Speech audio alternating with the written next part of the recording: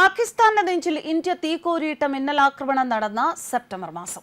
Indian സൈന്യത്തിന്റെ കരുത്ത് ലോകത്തിനു മുന്നിൽ ഒരു കൊടുങ്കാറ്റായി മാറിയ മാസമാണ്.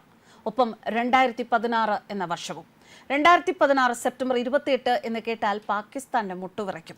ഇന്നും ഒപ്പം ഓരോ ഭാരതീയനും ഇന്ത്യൻ സേനയുടെ കരുത്തോർത്ത് അഭിമാനിക്കുന്ന ദിവസമാണ് സെപ്റ്റംബർ 28. ഒരു സെപ്റ്റംബർ 28 കൂടി കടന്നുപോയപ്പോൾ ഉറിയിലെ സൈനിക ക്യാമ്പിലുണ്ടായ ഭീകര ആക്രമണത്തിൽ 18 സൈനികർ വീരമൃത്യു വരിച്ച സമയത്ത് പാകിസ്ഥാൻ ഭീകരർക്കെതിരെ ഇന്ത്യ നൽകിയ പ്രത്യാക്രമണത്തിന്റെ ഓർമ്മകൾ പുതുക്കുകയാണ്.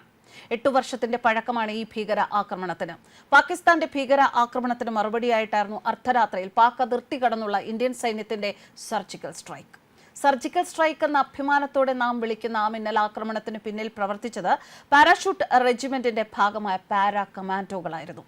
1971 ശേഷം നിയന്ത്രണ രേഖ കടന്ന് പാകിസ്ഥാന് നേരെ ഇന്ത്യ ആക്രമിച്ചത് 2016 പാക് അധീന കാശ്മീരിൽ നിന്ന് 3 കിലോമീറ്റർ വരെ എത്തി ഭീകരരെ അവരുടെ താവളങ്ങളിൽ കയറിയാണ് മറുപടി നൽകിയത്. വീരമൃത്യു വരിച്ച ഇന്ത്യൻ സൈനികരുടെ നെഞ്ചിൽ നിന്നും ചിതറിത്തെറിച്ച രക്തത്തുള്ളികൾക്ക് 4 ഇരട്ടി മറുപടിയാണ് ഇന്ത്യൻ സൈന്യം നൽകിയത്.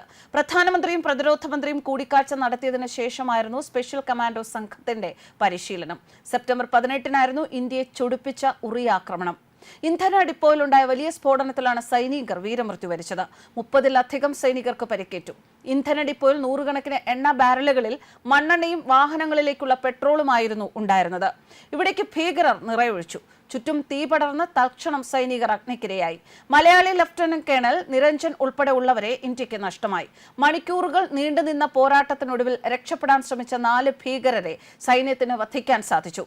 പാക് ആസ്ഥാനമായി പ്രവർത്തിക്കുന്ന ജെയ്ഷെ ഭീകരരായിരുന്നു ആക്രമണത്തിന് പിന്നിൽ. മിന്നലാക്രമണത്തിലൂടെ വധിച്ചത് 45 ഭീകരരെയാണ്. M4A1 carbine rifle, M4A1 S rifle, Israeli നിർമ്മിത ടവർ ടാർ 21 റൈഫിൾ, ഗ്രനേഡ് ലോഞ്ചറുകൾ, ഗാലിൽ സ്നിപ്പർ റൈഫിളുകൾ തുടങ്ങിയവ ഉപയോഗിച്ചായിരുന്നു ആക്രമണം. സെപ്റ്റംബർ 28 അർദ്ധരാത്രി ആരംഭിച്ച ദൗത്യം 29 രാവിലെ 9 ബേസ് ക്യാമ്പിലേക്ക് കമാൻഡോസ് എത്തിയതോടെ സമ്പൂർണ്ണ വിജയമാവുകയായിരുന്നു. ഇന്ത്യയുടെ സർവ്വമേഖലകളിലും കരുത്ത് പകർന്നുകൊണ്ട് മോദി സർക്കാർ 3ാം വട്ടവും ഇന്ത്യ ഭരിക്കുകയാണ്. പ്രതിരോധ മേഖലയിൽ ഏറെ ശ്രദ്ധിക്കപ്പെട്ട ചില സംഭവ വികാസങ്ങൾ പറയാം. പ്രതിരോധ മേഖലയിൽ വിപ്ലവാത്മകരമായ മാറ്റങ്ങളാണ് കഴിഞ്ഞ ഈ ഒരു കാലയളവിൽ സംഭവിച്ചത്. സായുധ സേനയുടെ ആധുനികവൽക്കരണത്തിന് മാത്രമല്ല, ആധുനിക ആയുധങ്ങൾ, പുനർനിർമ്മാണം, സേനയ്ക്കുണ്ടായ പോരാട്ട വീര്യം, ഇതിലെല്ലാം നരേന്ദ്രമോദി എന്ന ശക്തനായ പ്രധാനമന്ത്രിയുടെ കരുത്തും കരുതലും ഓരോ ഇന്ത്യക്കാരനും കണ്ടു മനസ്സിലാക്കിയ കാര്യമാണ്. സർജിക്കൽ സ്ട്രൈക്ക് ഉറി ആക്രമണത്തിന് പിന്നാലെ പാക് അധീന കാശ്മീരിൽ ഇന്ത്യൻ സൈന്യം സർജിക്കൽ സ്ട്രൈക്ക് നടത്തി. 2016 സെപ്റ്റംബർ 28, 29 തീയതികളിൽ നടന്ന ഈ ഓപ്പറേഷൻ ലോകമെമ്പാടുമുള്ള ഇന്ത്യൻ സായുധ സേനയുടെ പ്രതിച്ഛായ തന്നെ മാറ്റിമറിച്ചു. ഭീകരതയോട് 1% പോലും വിട്ടുവീഴ്ചയില്ല എന്ന ശക്തമായ സന്ദേശം ഇന്ത്യ സർജിക്കൽ സ്ട്രൈക്കിലൂടെ നൽകി. തങ്ങളുടെ വിഡ്ഢിത്തത്തിൽ നിന്ന് പിന്നോട്ട് പോയില്ലെങ്കിൽ, അതിർത്തികളിൽ നിയമലംഘനം നടത്തിയാൽ പാകിസ്ഥാന് തക്കതായ മറുപടി ഇന്ത്യൻ സൈന്യം നൽകും എന്നുള്ള സന്ദേശമാണ് സർജിക്കൽ സ്ട്രൈക്കിലൂടെ പ്രധാനമന്ത്രി നരേന്ദ്രമോദി മുന്നോട്ട് വെച്ചത്.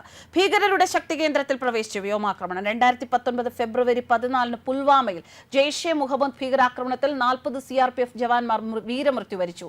JEMന്റെ ആക്രമണത്തിന് മോദി സർക്കാർ തിരിച്ചടിച്ചു. ഫെബ്രുവരി 26 ജെയ്ഷെ-എമ്മിന്റെ ഏറ്റവും വലിയ ഭീകര ക്യാമ്പായ ബാലാക്കോട്ടിൽ ചെന്ന് ഇന്ത്യൻ സൈന്യം തിരിച്ചടിച്ചു. ഇന്ത്യ നടത്തിയ ഭീകരാക്രമണത്തിൽ ഭീകരർക്കൊപ്പം അവരുടെ പരിശീലകനും മുതിർന്ന കമാൻഡറും കൊല്ലപ്പെട്ടു. ഇന്ത്യയുടെ രക്തസാക്ഷികൾക്കുള്ള ആദരാഞ്ജലിയായ ദേശീയ യുദ്ധ സ്മാരകം പ്രധാനമന്ത്രി മോദി രാഷ്ട്രത്തിന് സമർപ്പിച്ചതും ഒരു വലിയ നേട്ടമാണ്. സ്വാതന്ത്ര്യത്തിന് ശേഷം രാജ്യത്തിനു വേണ്ടി വീരമൃത്യു വരിച്ച സൈനികർക്കുള്ള ആദരാഞ്ജലിയായിരുന്നു ഈ യുദ്ധസ്മാരകം. സർക്കാർ കണക്കുകൾ പ്രകാരം സ്വതന്ത്ര ഇന്ത്യയിലെ 26,000 രക്തസാക്ഷികൾക്കുള്ളതാണ് ഈ സ്മാരകം. ത്യാഗചക്രത്തിൽ പേരുകൾ ആലേഖനം ചെയ്തവരെ അനുസ്മരിക്കാൻ എല്ലാ ദിവസവും വൈകുന്നേരങ്ങളിൽ ഇവിടെ ചടങ്ങുകളുമുണ്ട്. OFBയുടെ ആധുനികവൽക്കരണം 7 പുതിയ പ്രതിരോധ കമ്പനികൾ മോദി സർക്കാർ രാജ്യത്തിന് സമർപ്പിച്ചു. ഓർഡിനൻസ് ഫാക്ടറി ബോർഡ് ഒരു വകുപ്പിൽ നിന്നും പൂർണ്ണമായി സർക്കാരിന്റെ ഉടമസ്ഥതയിലുള്ള 7 കോർപ്പറേഷനുകളാക്കി മാറ്റാൻ തീരുമാനിച്ചു.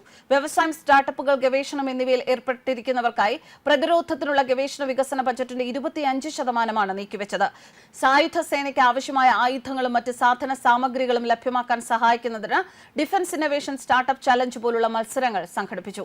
ഇത്തരത്തിൽ നരേന്ദ്രമോദി സർക്കാരിന്റെ ഭരണത്തിന് കീഴിൽ ഭാരതത്തിന്റെ സൈന്യം, ഭാരതത്തിന്റെ പ്രതിരോധ മേഖല കൈവരിച്ച നേട്ടങ്ങൾ ചെറുതൊന്നുമല്ല. അതുകൊണ്ട് തന്നെ ഇന്നും ഭാരതത്തിന്റെ നേരെയുള്ള ഓരോ നീക്കവും അയൽ രാജ്യങ്ങൾ, ഭാരതത്തിന്റെ ശത്രു രാജ്യങ്ങൾ എന്ന പട്ടികയിൽ കണക്കാക്കപ്പെടുന്ന അയൽ രാജ്യങ്ങൾ വളരെ സൂക്ഷ്മതയോടെയാണ് നീക്കുന്നത്. ന്യൂസ് ഡെസ്ക് കർമ്മ ന്യൂസ്.